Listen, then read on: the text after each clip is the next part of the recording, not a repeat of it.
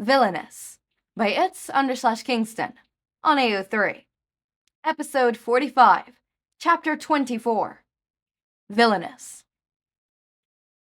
Kirigiri, do you have the time? 8:47 p.m. We're set to start soon. Excellent. Negate. Shigaraki turned around to look at her. It's your time to prove yourself. Make us proud. I will. Ochako nodded solemnly. She opened the back door and jumped out. They were parked around the corner from UA, so they wouldn't be seen with the gravity villain leaving the car. Oh, wait, that could have been bad. Twice mumbled, Come back, Negate! Huh? Oh, right. Ochako reached a hand out to Twice and touched it with his strange sort of high five. A moment later, a double of Ochako appeared. I'm all set, he declared. Now I just need to stab you a little.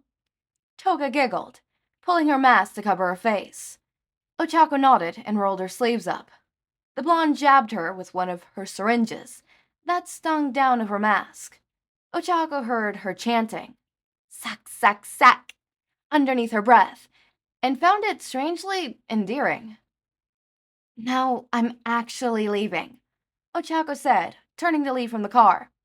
Bye, Chaco! Love you! Toga called from behind her. Ochako felt her face heat up drastically. Bye, Himiko. I love you too. She managed to stutter out. She heard Toga laughing as she walked away. Damn. She needed to wait a minute. She couldn't enter UA looking like the youngest Blight sibling.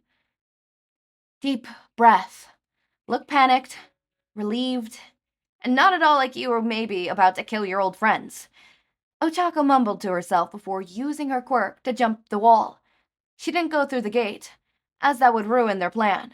She needed to keep all the students in UA in one place for now, without alerting any teachers to her presence. No problem, she whispered as she landed on the other side of the fence. Let's do this. It was a bit of a moral gray area. She wasn't sure if this was the right thing to do, but the perks of being with the League far outweighed anything UA could offer her. Money, status, power, friends, Toga. Everything that mattered was with the League.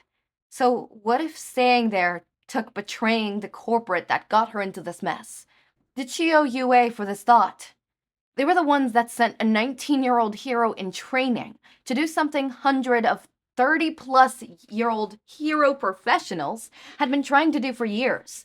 They're the ones that didn't let her rest, only caring about the results.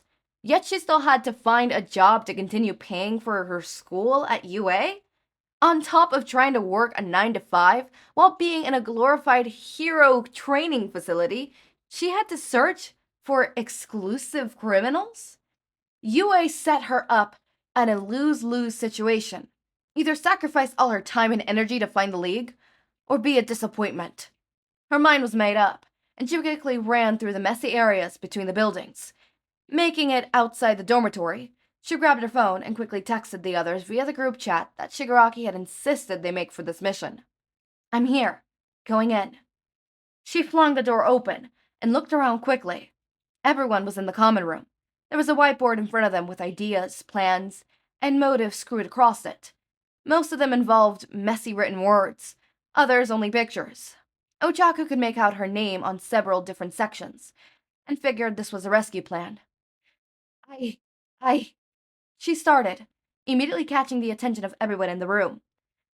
I'm back. I'm okay. She huffed, trying to force her breath a little heavier than she actually was.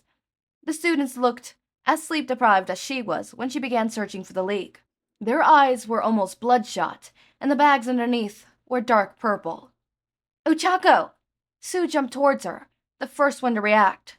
The frog scooped her into a hug, which eventually turned into a massive group hug as other students piled on. You're all right. Yeah, She trailed off, digging her nails into her palms. This caused her eyes to weld up with tears. I got away. I killed one. I had to, but... You killed a member of the League of Villains? Ochako dug her nails in harder. and the tears cascaded down her cheeks. I didn't want to, but they were all trying to kill me. I didn't mean to. She fell to her knees.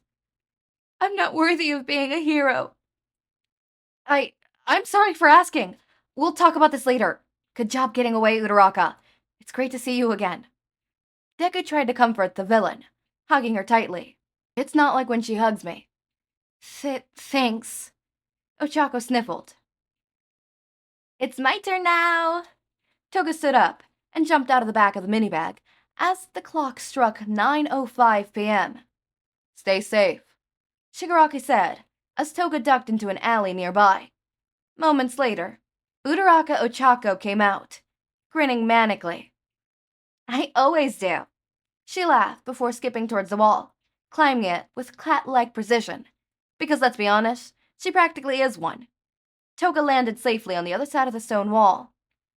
You were right, Chako.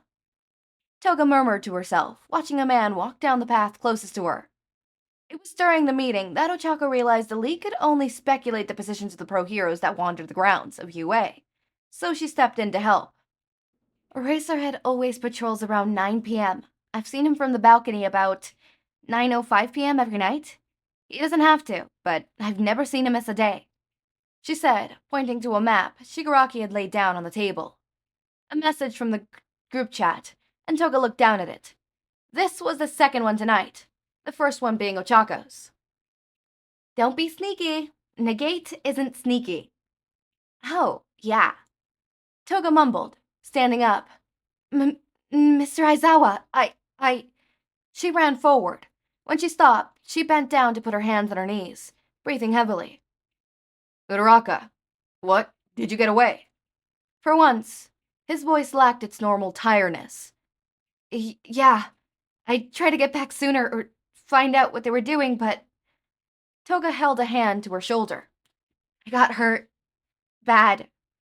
Her voice dropped to near a whisper. I might not be able to keep being a hero. What? Let me see. We can take you to Recovery Girl, and then you could tell us everything you know. Aizawa said confidently. Yeah, we can. Toga smiled, careful to keep her fangs hidden. My shoulder is messed up bad. I can hardly feel it. I think it's dislocated, but it's gone numb all the way down to my hand. Really? It looks like... He was abruptly cut off as a knife swung to his neck, leaning back harshly. The experienced teacher was caught off guard, though not injured. Uraraka, what is the meaning of this? Oops.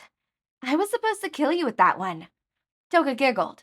She kicked at the ground, sending up a cloud of dust. Instinctively closing his eyes, Aizawa was left defenseless when Toga swung the knife again. He used his scarf to block it, but signified a blow at the same time. Damn it. Raising a hand to his left eye, he found blood. Luckily, she hadn't stuck deep enough to damage the actual eye, but the pain made it almost unbearable for Aizawa to open his eyes.